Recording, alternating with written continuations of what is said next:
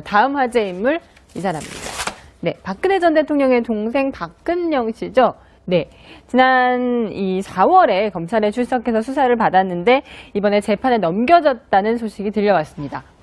지난 4월 모습 먼저 보고 오시겠습니다. 그동안에 저희 부모님을 참 존경하고 아껴주셨던 분들께 이렇게 무리를 빚는 모습을 보여드려서 죄송스럽게 생각합니다. 앞으로 하여튼 더 제가 조심해서 주변을 살피면서 세심하게 살피면서 그렇게 이런 실수 없도록 하겠습니다. 어떻게 TV를 보실 수도 있다고 들었는데 도움은 못 드릴 망정 이런 일에 휘말려가지고 좋지도 않은 일에 이렇게 뉴스에 나오게라도 되면 얼마나 속상해하실까 그런 생각이 듭니다. 이 언니 그리고 동생 같이 어떻게 보면 두 사람 다 이렇게 재판을 받게 된 건데 어떤 혐의인 거죠? 2014년 4월에 있었던 일인데요. 네. 그러니까 한 사회복지법인 운영자 정아무개 씨로부터 박근영 씨가 5천만 원짜리 수표 2장 1억 원을 받은 겁니다. 네. 그러니까 그 사회복지법인과 관련해서 한 공공기관이 추진하는 160억 원대 사업에 뭐 모터펌프 이런 것을 납품할 수 있도록 도와주겠다라는 명목으로 돈을 받았다라는 것이고요. 네. 이에 대해서 이제 박근영 씨 측에서는 뭐 그 당시 좀 생활이 어려워서 알고 지내던 사람으로부터 돈을 좀 빌린 것이고 나중에 다시 갚았다. 네. 그렇게 이제 얘기는 하는데 네. 일단 뭐 검찰 입장에서는 갚든 안 갚든 기본적인 사기 혐의가 좀 있기 때문에 이 부분에 대해서는 어떤 재판을 해야 된다라고 해서 이제 기소를 한 것이죠. 네. 근데 만약에 수표가 건너갔다고 하면 1억 원이나 되는 거액이 건너갔다고 하면 네. 저걸 정말 박근영 씨를 보고 주었을까요? 그러니까 그러니까 우리가 지금 얘기할 때 항상 최순실 씨의 박근혜 대통령이 있기 때문에 줬다라고 뭐든지 지금 나가고 있는 거 아니겠습니까? 그렇죠. 그러니까 이게요. 이것도 마찬가지라는 거 아니에요? 일종의 이거잖아요. 로비스트 역할하는 예. 거예요. 아니, 걱정. 나만 믿고 나한테 주면 내가 납품 다 알선해 줄 거야. 이게 로비라거든요. 불법 로비. 그러니까 우리나라에서 불법 로비 처벌하는 법이 그거예요. 변호사법 위반. 아. 근데 그게 진짜 로비를 할 수 있는 사람이면 그거만 되는데 로비 변호사가 하면 되는데. 아니, 변호사가 해도 된다는 게 아니라 알선수재를 변호사법 위반에 한번 해볼까요? 네. 변호사법 위반에 알선수재가 있어서 그래요. 네. 그러니까 변호사법 위반 알선수재인데 근데 거기다가 능력이 없는 사람이 속된 말로 사기를 쳐서 하면 사기가 같이 걸려요. 이게 아마 후자의 케이스일 거죠. 아마 예. 모르긴 몰라도 사건 관계 좀 더 봐야 되겠지만 변호사법 위반하고 사기가 같이 뭐 이렇게 상상적 경합으로 돼 있을 것 같은데 네. 어쨌든 그러니까 검찰의 이 수사 내용은 기소 내용 그런 거죠. 말씀하신 대로 뒤에 누가 있는지까지 밝혀지지 않았으나 능력도 없는데 속된 말 그래요. 뒤에 누가 없는데 할 수도 없는데 야 걱정하지 마. 이 식상시사 내가 다 알아. 내가 누구야 우리 언니한테 이렇게 다 해줄게 라고 해서 돈을 편취했다라는 것이거든요. 로비를 할 능력도 없는데 하려고 했다. 그래서 이제 사기가 된 건데 그런데 이제 박근영 씨 측 얘기는 전혀 다른 거고요. 그런 거죠. 예. 빌렸어. 예. 요거 네. 그러니까 실제로 검찰이 조사를 해보니까 그 사업의 주체 인허권자, 인 지자체 장과 박근영 씨와는 아무런 친분 관계가 없는 거예요. 예. 그러니까 결국 이제 검찰이 판단하기에는 아니 친분 관계가 없는 사람과 어떻게 연결해서 그 사업권을 따게 해주겠다는 거냐. 네. 이건 한마디로 사기 아니냐. 네. 뭐 이렇게 이제 해서 기소를 한 거죠. 그렇군요. 네, 어쨌든 박 전 이사장 측에서는 빌린 돈을 갚았다 이렇게 주장을 하고 있는데요. 박 전 이사장의 남편 신동욱 씨의 얘기 들어보시겠습니다. 나는 사기죄라는 건 우리 쪽에서는 그건 받아들일 수가 없습니다. 그 나머지 금액 5,600만 원 아니면 6,500만 원을 되돌려 준 걸로 알고 있고 네, 신동욱 씨는 당시 생계가 굉장히 어려웠다 이런 얘기를 하기도 했는데요. 그 얘기도 들어보시겠습니다. 한 달 전에 아내가 감찰반 조사를 받았다 했을 때 오히려 나는 한도의 한숨을 쉬었습니다.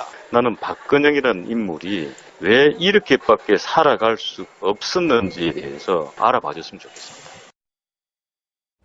과거에 또 박근영 전 이사장은 언니와 유경재단 운영권 등등을 놓고 많이 다퉜었잖아요. 그랬죠. 그때부터 이미 두 자매의 사이가 틀어졌다는 얘기도 있었고 그렇죠. 지금 와서도 이러니까 결국은 박근혜 대통령이 박근영 씨를 만나지도 못하게 하고 결국 삼성동 자택으로 나왔을 때도 만나지 않았었잖아요. 그렇죠. 참 이 자매는 관계가 회복이 참 되기가 어려운 상황이죠. 사실 유경재단 문제만 해도 엄청나게 논란이 많았었고 또 신동욱 씨와의 결혼도 엄청나게 반대했지 않습니까? 그랬죠, 네. 그래서 네. 박지만 씨 같은 경우는 조카를 낳았을 때 직접 가서 조카도 보고 예. 그랬지만 특히 이제 박근영 씨 같은 경우에는 예전부터 감정이 안 좋았을 뿐만 아니라 신동욱 씨가 또 끼어들면서 거기서 더 안 좋은 감정으로 발전되게 되고 또 박근영 씨나 신동욱 씨가 여러 가지 이제 뭐 사회적으로 논란이 될 만한 발언도 하시고 행동도 하시고 이런 부분들이 박근혜 대통령 입장에서는 부담스러운 부분이 있었을 거예요. 본인이 지난번 최순실 게이트에서 그렇게 얘기했지 않습니까? 가족과의 관계도 끊었다. 그랬죠. 근데 문제는 그렇게 끊었으면 다른 비선도 끊었어야 되는데 최순실이라고 하는 비선을 끊지 못하고 그렇게 한 게 문제가 됐었는데 그래서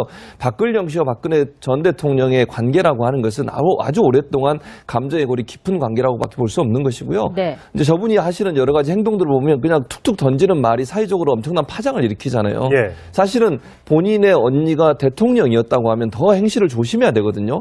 지금 아까도 말씀하셨지만 돈 빌리는 것도 내가 뭘 해줄 수 있다는 식으로 얘기를 하기 때문에 돈을 예. 빌려주지 않겠습니까? 예. 또 대통령의 동생이라고 하면 그 정도는 할 수 있겠지라고 해서 돈을 주는 거지. 그분이 아무런 권력도 없는데 그런 돈을 줄 이유도 없고요. 그럼 본인이 조심하지 않는 행동 때문에 사실은 박근혜 전 대통령 입장에서는 박근영 씨와의 관계 좀 끊으려고 했을 것 같고 또 거리를 두려는 의지를 갖고 있었을 가능성이 높다고 보여집니다. 예, 하여튼 자매가 재판정에 같은 시간대에 서는 그런 비극이 다시 벌어질까봐 국민들은 또 걱정을 하고 있는 것 같습니다. 끼 때문에 줬다라고 뭐든지 지금 나오고 있는 거 아니겠습니까? 그렇죠. 그러니까 이게요. 이것도 마찬가지라는 거 아니에요? 일종의 이거잖아요. 로비스트 역할하는 예. 거예요. 아니, 걱정. 나만 비고 나한테 주면 내가 납품 다 알선해 줄 거야. 이게 로비라거든요. 불법 로비. 그러니까 우리나라에서 불법 로비 처벌하는 법이 그거예요. 변호사법 위반. 아, 근데 그게 진짜 로비를 할 수 있는 사람이면 그거만 되는데 로비 변호사가 하면 되는데. 아니, 변호사가 해도 된다는 게 아니라 알선수재를 변호사법 위반에 한번 해볼까요? 네. 변호사법 위반에 알선수재가 있어서 그래요. 네. 그러니까 변호사법 위반 알선수재인데 근데 거기다가 능력이 없는 사람이 속된 말로 사기를 쳐서 하면 사기가 같이 걸려요. 이게 아마 후자의 케이스일 거죠. 아마 예. 우리가 몰라도 사건 관계 좀 더 봐야 되겠지만 변호사법 위반하고 사기가 같이 뭐 이렇게 상상적 경합으로 돼 있을 것 같은데 네. 어쨌든 그러니까 검찰의 이 수사 내용은 기소 내용은 그런 거죠. 말씀하신 대로 뒤에 누가 있는지까지 밝혀지지 않았으나 능력도 없는데 속된 말 그래 뒤에 누가 없는데 할 수도 없는데 야 걱정하지 마. 이 식상시사 내가 다 알아. 내가 네, 신동욱 씨는 당시 생계가 굉장히 어려웠다 이런 얘기를 하기도 했는데요. 그 얘기도 들어보시겠습니다. 한 달 전에 아내가 감찰반 조사를 받아 있을 때 오히려 나는 한도의 한숨을 쉬었습니다.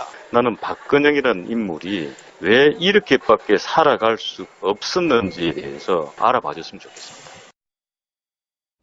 과거에 또 박근영 전 이사장은 언니와 유경재단 운영권 등등을 놓고 많이 다퉜었잖아요. 그랬죠. 그때부터 이미 두 자매의 사이가 틀어졌다는 얘기도 있었고 그렇죠. 지금 와서도 이러니까 결국은 박근혜 대통령이 박근영 씨를 만나지도 못하게 하고 결국 삼성동 자택으로 나왔을 때도 만나지 않았었잖아요. 그렇죠. 참 이 자매는 관계가 회복이 참 되기가 어려운 상황이죠. 사실 유경재단 문제만 해도 엄청나게 논란이 많았었고 또 신동욱 씨와의 결혼도 엄청나게 반대했지 않습니까? 그랬죠. 그래서 네. 박지만 씨 같은 경우는 조카를 낳았을 때 직접 가서 조카도 보고 예. 그랬지만 특히 이제 박근영 씨 같은 경우 내가 누구야? 우리 언니한테 이렇게 다 해줄게. 라고 해서 돈을 편취했다는 것이거든요. 로비를 할 능력도 없는데 하려고 했다. 그래서 이제 사기가 된 건데 그런데 이제 박근영 씨 측 얘기는 전혀 다른 거고요. 그런 거죠. 예. 빌렸어. 예. 요거 네. 그러니까 실제로 검찰이 조사를 해보니까 그 사업의 주체 인허권자, 그 지자체 장과 박근영 씨와는 아무런 친분 관계가 없는 거예요. 예. 그러니까 결국 이제 검찰이 판단하기에는 아니 친분 관계가 없는 사람과 어떻게 연결해서 그 사업권을 따게 예. 해주겠다는 거냐. 네. 이건 한마디로 사기 아니냐. 네. 뭐 이렇게 이제 해서 기소를 한 거죠. 그렇군요. 네, 어쨌든 박 전 이사장 측에서는 빌린 돈을 갚았다 이렇게 주장을 하고 있는데요. 박 전 이사장의 남편 신동욱 씨의 얘기 들어보시겠습니다. 나는 사기죄라는 건 우리 쪽에서는 그건 받아들일 수가 없습니다.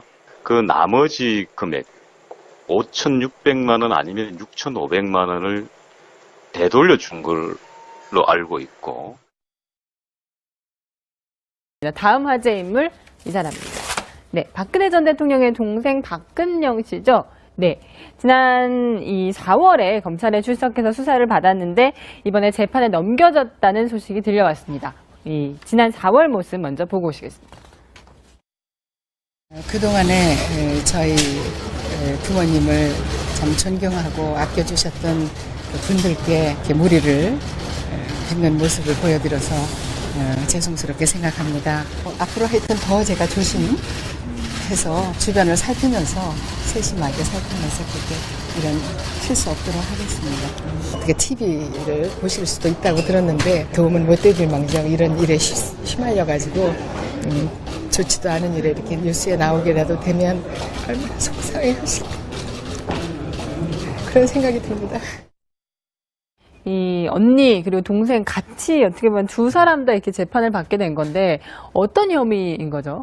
2014년 4월에 있었던 일인데요. 네. 그러니까 한 사회복지법인 운영자 정아무개 씨로부터 박근영 씨가 5천만 원짜리 수표 2장 1억 원을 받은 겁니다. 네. 그러니까 그 사회복지법인과 관련해서 한 공공기관이 추진하는 160억 원대 사업에 뭐 모터펌프 이런 것을 납품할 수 있도록 도와주겠다라는 명목으로 돈을 받았다라는 것이고요. 네. 이에 대해서 이제 박근영 씨 측에서는 뭐 그 당시 좀 생활이 어려워서 알고 지내던 사람으로부터 돈을 좀 빌린 것이고 나중에 다시 갚았다. 네. 그렇게 이제 얘기는 하는데 네. 일단 뭐 검찰 입장에서는 갚든 안 갚든 기본적인 사기 혐의가 좀 있기 때문에 이 부분에 대해서는 어떤 재판을 해야 된다라고 해서 이제 기소를 한 것이죠. 네. 근데 만약에 수표가 건너갔다고 하면 1억 원이나 되는 거액이 건너갔다고 하면 네. 저걸 정말 박근영 씨를 보고 주었을까요?